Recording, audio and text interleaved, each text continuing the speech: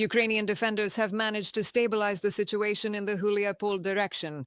This was reported by the General Staff of the Armed Forces of Ukraine. Overall, there have been 230 combat engagements on the front since the beginning of the day. More details about the situation on the battlefield are coming up next. Ukraine's defense forces have held back the Russian advance near Huliaipole. In recent days, the invading troops have managed to make some partial advances in this direction. However, the situation has now been stabilized. The enemy's advance was stopped in particular by the soldiers of the 33rd Separate Assault Regiment and adjacent mechanized units. Currently, the front near Huliaipole is under the control of the Ukrainian Armed Forces, according to the Defense Forces of southern Ukraine. We have managed to stabilize the situation at least for now and slow down the enemy's advance. No one is saying that things will be easy from here on out. No one is saying that, accordingly, the problem has been solved. No, it's obvious that the Russians have concentrated a huge number of troops both in the Pokrovsk and Huliaipole directions. Today, a new defensive line has been established at Huliaipole, a new line of defense, and accordingly, the landscape of this area will be taken into account. Fighters from the 8th Special Operations Forces Regiment, while moving out to complete a mission, detected an ambush by a Russian FPV drone just moments before its attack. The Ukrainian defenders spotted the drone and took it out as it attempted to take off. In addition, the soldiers managed to capture 2 Russians. Thanks to the information obtained from them, the locations of enemy fortifications and firing points were discovered, which helped adjust artillery fire and destroy the occupiers' positions. Meanwhile, in the Kupiansk direction, the Russian army tried to advance in the areas of the settlements of Pishchana, Petropavlivka, and Krupivka. The enemy attacked Ukrainian defenders near Hrekivka, Klebove, Arpivka, Novoselivka, Korovyi Yar, and Stavki. And on the Pokrovsk section of the front, clashes took place near Fedorivka, Novoekonomichne, Nekonorivka, Mirnohrad Kotlin, and Novopavlivka. Today, the situation along the entire line of engagement truly remains very tense. Fierce fighting continues, although you can see from the stream of news that today not all the news we receive is that bad, because the defense forces are indeed succeeding in counterattacks, which are being carried out in particular in Pokrovsk. We are talking about Kupiansk, we are talking about almost all our locations where the Russians are trying to advance, where the Russians are trying to use this tactic. It is a common denominator for all sectors of the front. They are trying to bypass our settlements by flanking them. The trend that is now manifesting itself in Kupiansk shows that the defense forces are managing, meter by meter, to clear our Ukrainian land of the enemy. In the residential sector of Kostiantinivka, a Russian Molnia drone was preparing to attack 2 civilians who were walking down the street. At the moment when the drone hovered over the people, it was detected by the interceptors of the Anti-Aircraft Missile and Artillery Division of the 28th Separate Mechanized Brigade. The Ukrainian soldiers reacted instantly and shot down the Russian drone before it could lock onto its target. And during a combat sortie, a Ukrainian pilot from the Ivan Franko group noticed a Russian Molnia 2 UAV flying over his FPV drone. He began the pursuit and, as he closed in on the target, damaged the aileron of the Russian drone with his propeller, causing it to crash and self-destruct. The Ukrainian FPV drone continued its flight and struck its designated target. In addition, Ukraine's unmanned systems forces hit 3 Russian air defense systems in 3 days. The total estimated cost of these systems is about $60 million. Specifically, the Buk-M1, Buk-M2, and Tor-M2 surface-to-air missile systems were hit. These surface-to-air missile systems are key elements of the enemy's air defense system. Their destruction significantly weakens the coverage of important areas and strategic facilities of the Russian army. Ukrainian Defense Forces also struck the Saratov oil refinery. This information was confirmed by the General Staff of the Armed Forces of Ukraine. The plant supplied fuel and other resources for the needs of the Russian army. In addition, a UAV storage site at the Saki airfield in temporarily occupied Crimea was hit. Air defense facilities and a hangar with Orion drones were destroyed, as well as 4 post drones. The command and control post and a military truck were also hit. Furthermore, areas where enemy personnel were concentrated and fuel depots in Donetsk and Luhansk regions were attacked. And over the past day, Ukraine's defense forces eliminated 1,100 Russian occupiers. The total losses of the enemy's army since the start of the full-scale invasion have exceeded 1,170,000 military personnel. In addition, 7 tanks, 15 armored vehicles, 21 artillery systems, and 48 units of enemy automotive equipment were destroyed. In the Tomsk region, fighters of the 71st Separate Ranger Brigade of the Air Assault Forces are holding back the enemy thanks to ground-based robotic systems. Their arsenal includes Ukrainian-made logistical and engineering UGVs, which are used to deliver cargo and provisions, evacuate the wounded, lay mines, and perform many other important tasks. And this helps protect the lives of Ukrainian soldiers. Watch the report by Freedom TV correspondent Oleksiy Buranovsky about the work of engineer paratroopers in the frontline areas of the Sumy region. UGV, fully equipped with an advanced system for installing EGOZA-type security barriers. This is what the work of engineering ground robotic systems looks like as they create EGOZA barbed wire barriers and minefields in the Sumy region. This is our dedicated small repair workshop where we meticulously fix and maintain all of our essential ground systems. Right here, we have our advanced Serco unit, which is currently undergoing comprehensive servicing and thorough inspection. And this particular unit, standing proudly beside it, is a brand new addition to our inventory, recently acquired and ready for deployment. One is for logistics and the other is for mining. In addition, sappers of the 71st Airborne Brigade often use ground drones for reconnaissance, inspecting dangerous objects and demining them. An enemy munition equipped with its fuse fell down, which unfortunately fell and did not detonate as intended, thereby posing a significant threat not only to the military personnel, but also to innocent civilians.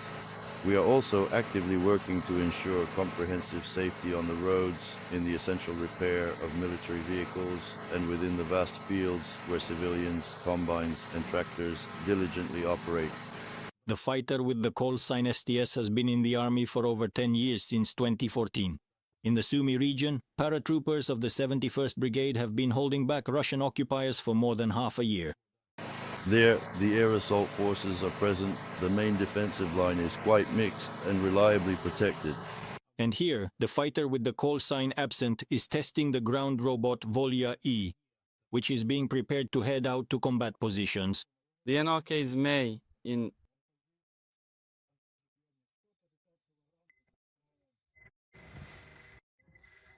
It is now its turn to proceed with the next action or step in the sequence as previously determined by the established order of events.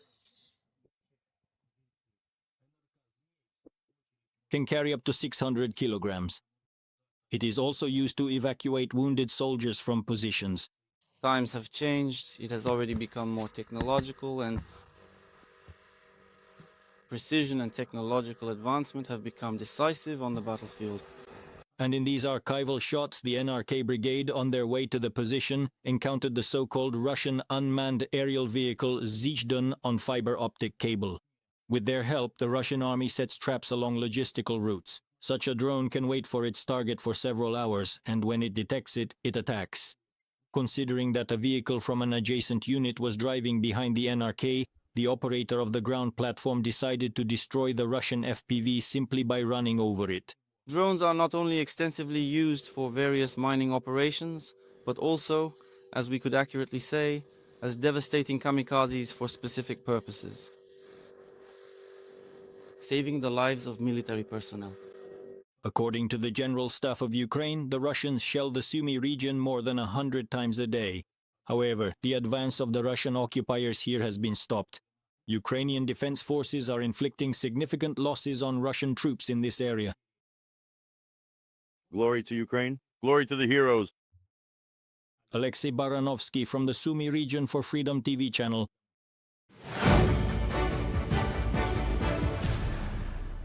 Volodymyr Zelensky announced a reboot of the president's office in his evening address. In particular, he announced the resignation of the head of the president's office, Andriy Yermak, and stated that there should be no reason to be distracted by anything other than the defense of Ukraine.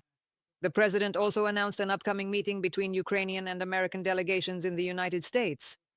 Representing Ukraine in particular will be the Chief of the General Staff, a representative of the Security Service, the Secretary of the National Security and Defense Council, and an intelligence officer.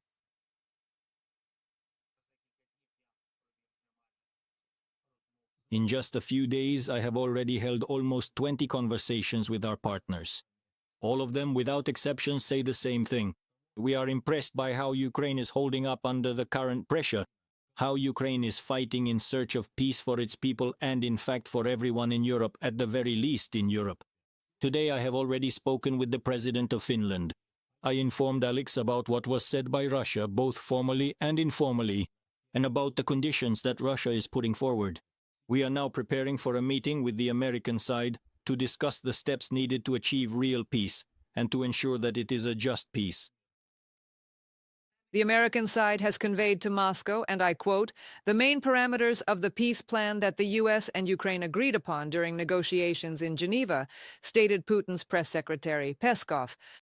According to him, next week Russia and the United States will discuss this document. In response to a question about who should recognize the peace agreement, specific countries or the UN, Putin's press secretary said that this will be determined during the negotiations.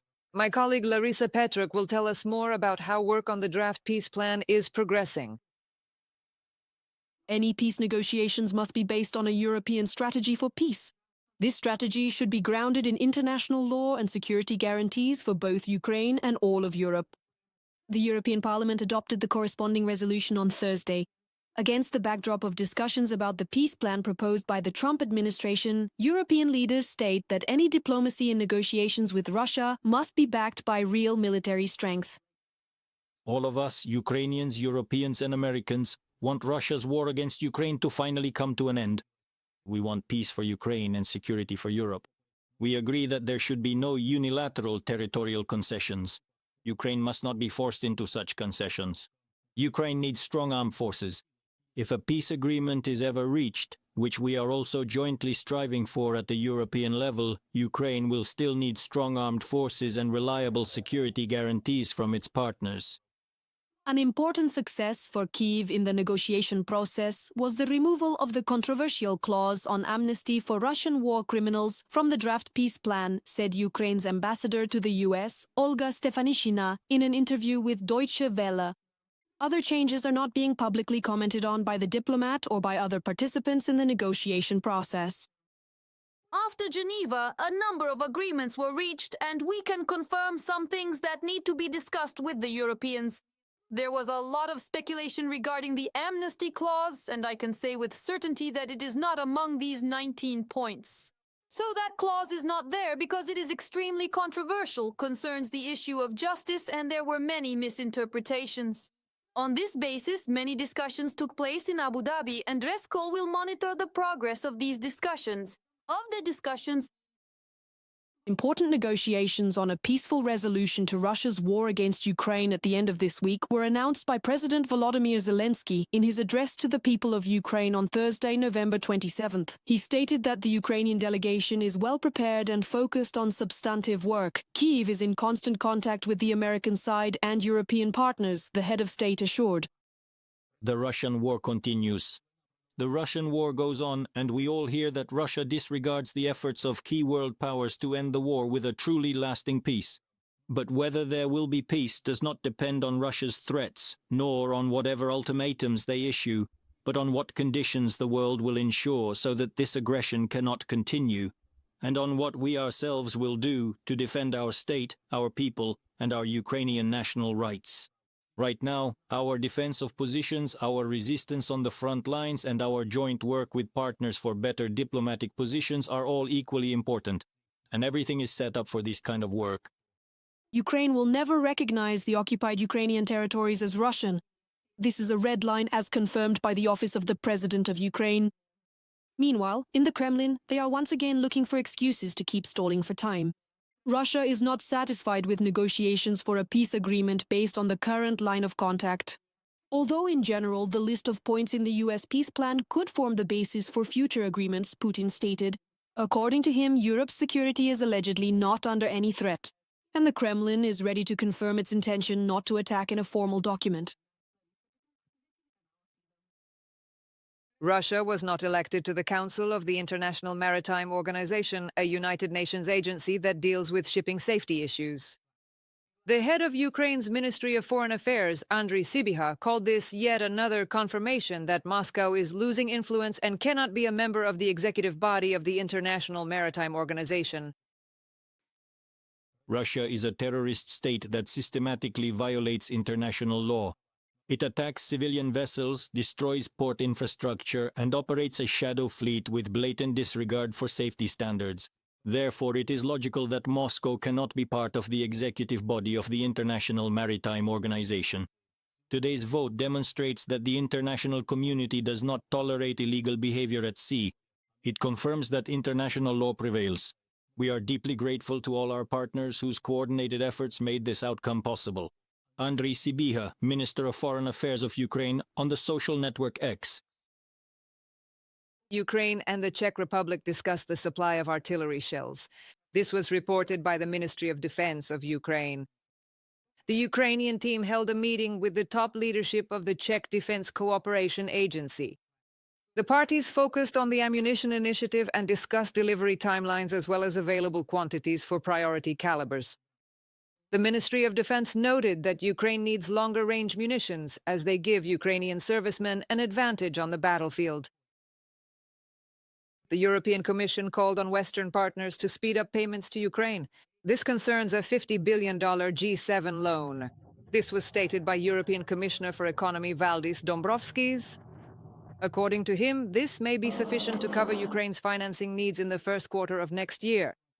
The European Commission is also negotiating with other international donors, namely the UK, Canada, Japan, and the US. The EU has already provided its share of the loan, which amounts to more than 18 billion euros. But the contributions from about 14 other countries remain unpaid. At the same time, German Chancellor Friedrich Merz stated that he also considers the use of frozen Russian assets to support Ukraine to be the most urgent issue, and he hopes for a swift agreement on this matter within the European Union. We are trying to find a joint solution within the framework of the European Union. Before the last Council meeting, I proposed using such a loan secured by Russian assets to finance Ukraine over the next 3 years. I see an increasingly urgent need for this. Ukraine needs our support. Russia's attacks are intensifying. Winter is approaching, or rather we are already in the winter period, and that is why I hope that we will be able to find a joint solution within the framework of the European Union. More than 400 Ukrainian children are planned to be taken by the Russians from the temporarily occupied territory of the Zaporizhia region and sent to the Yaroslavl region of the Russian Federation. This was reported by the Center for National Resistance. And according to analysts, the occupiers are presenting this as supposedly these are excursions and sports competitions, but in reality these are controlled relocations of minors deeper into Russia. Moreover, parents have no way to influence the trip. The Russians do not allow international organizations and do not provide any legal grounds. Such exchanges are not tourism. This is a way to separate children from their families and immerse them in the Russian information space and create conditions for further assimilation. Russia disguises the removal of children under the slogan of cultural exchange, but the essence is the same: the systematic relocation of Ukrainian minors to regions of the Russian Federation under its control. From a statement by the Center for National Resistance on Telegram. Lithuania has notified the Council of Europe of its decision to join the Special Tribunal on the crime of Russian aggression against Ukraine. This decision reflects our unwavering support for Ukraine, our commitment to the UN Charter, and our firm belief that justice requires accountability, the Lithuanian Foreign Ministry said in a statement. The aggressor must answer for its crimes, Kyiv's partners are convinced. Victoria Chistyukina will continue on this topic. Russia will not be able to avoid responsibility for the crimes committed in Ukraine. After a round of negotiations in Geneva, the Ukrainian delegation managed to reach a number of fundamental agreements. An important step was the removal from the draft peace plan proposed by the Donald Trump administration of the provision on amnesty, stated Ukraine's ambassador to the United States, Olga Stefanishina. I can say unequivocally that the issue of amnesty is not included in the final 19 points. This point is not there because it is extremely controversial and concerns the issue of justice. Mass killings of civilians, the abduction of Ukrainian children, torture, and extrajudicial executions of prisoners of war. The crimes of the Russian occupation army must not go unpunished. According to the Office of the Prosecutor General of Ukraine, since the start of Russia's full-scale invasion, more than 190,000 war crimes committed by citizens of the aggressor country have been registered. The Office of the Prosecutor General of Ukraine claims that the scale and systematic nature of Russia's crimes allow them to be classified as part of a deliberate policy of genocide against the Ukrainian people. As an international lawyer, I understand the price of compromises when you are dealing with an aggressor state like the Russian Federation. Territorial integrity, the sovereignty of the country, and the responsibility of the aggressor must not be up for negotiation. Refusing to hold them accountable is not peace. It is an invitation to a new war. Irina Mudra, deputy head of the Office of the President of Ukraine, in an interview with Ukrinform agency. Kyiv's partners also insist on the inevitability of punishment for war criminals. A significant step toward justice should be a reparations loan for Ukraine, secured by frozen Russian assets. The European Parliament has called on EU member states to adopt and implement the mechanism without unnecessary delays. The European Parliament resolution on the draft peace plan and the European Union's participation in achieving a just and lasting peace for Ukraine states that the peace agreement must provide Ukraine with security guarantees equivalent to Article 5 of the North Atlantic Treaty Organization Washington Treaty, confirm that Ukraine is free to choose its political alliances without any restrictions and ensure accountability for those responsible for the crime of aggression and war crimes, as well as obligate Russia to compensate Ukraine for all damages. Any such agreement must guarantee full accountability under international law for crimes, aggression, and war crimes committed by Russia, its allies, and its proxy forces against Ukraine and the people of Ukraine before the International Criminal Court and a special tribunal for the crime of aggression. From the resolution of the European Parliament, Lithuania has officially notified the Council of Europe of its intention to join the Special Tribunal on the crime of aggression by Russia against Ukraine. If, during peace negotiations, Russia is allowed to redraw Ukraine's borders, then sooner or later it will do the same with Lithuania's territory, said the country's foreign minister. if we allow borders to be redrawn in any way, even in the slightest form, they will come to us with a marker and a map, and then with tanks.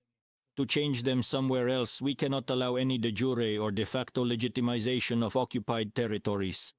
Kęstutis Budrys, Minister of Foreign Affairs of Lithuania, in an interview with Delphi. Final decisions regarding the establishment of a special tribunal for the crime of Russian aggression against Ukraine are at the final stage, according to the President's office. The political and legal components of the special tribunal are already in place. The issue of its budget is currently being decided. The process of practical implementation of the decision will begin as early as 2026. Victoria Chistyukina for Freedom TV channel. A powerful explosion occurred at the Yasny Cosmodrome in Russia's Orenburg region. According to local media, another test of the Sarmat strategic nuclear missile may have been taking place there, which ended extremely unsuccessfully for the Russians. In the video that was shared on social media, you can see it falling almost immediately after launch and exploding, sending a huge column of orange-purple smoke into the sky. According to analysts, this color is characteristic only of rockets that use toxic fuel. However, interestingly, no evacuation was announced for the population of the nearest Cosmodrome city, and the Russian authorities did not comment on the situation at all. Let me remind you, a year ago, another test of the Sarmat missile also ended in an explosion during launch. In Russia, local businesses are losing ground to Chinese companies, which are taking over key markets. This was reported by the Ukrainian Foreign Intelligence Service. According to their information, the high key interest rate, weak monetary policy, and reduced budget support are hindering the operations of Russian manufacturers. Formal investments appear stable, but in reality, they are falling by about 1.5%. Export revenues have also declined, and the increase in tax burden is putting additional pressure on businesses. Industrialists complain about expensive loans and the slow reduction of the interest rate. Against this backdrop, the market that Russian companies are losing is being actively taken over by Chinese suppliers.